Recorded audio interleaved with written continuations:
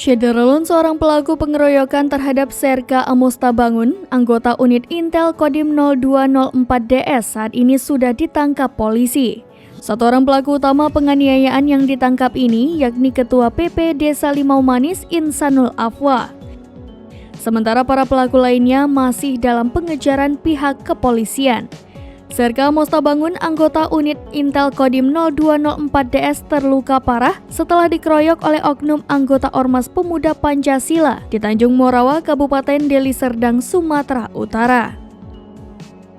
Serka Amostabangun dikeroyok saat berada di warung kafe Desa Limau Manis, Kecamatan Tanjung Morawa, Kabupaten Deli Serdang pada Jumat 18 Februari 2023 dini hari sekitar pukul 00.30 waktu Indonesia Barat. Tampak sang oknum dari Ormas PP ini lemas setelah ditangkap polisi. Pelaku diamankan sebelum 1 kali 24 jam, sementara pelaku lainnya masih dalam pengejaran.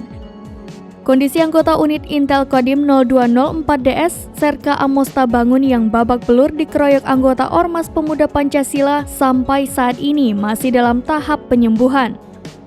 Korban pun belum bisa untuk bekerja kembali. Dari informasi yang dihimpun saat ini, yang bersangkutan menjalani perobatan jalan karena sebagian mata dan kepalanya masih belum sembuh.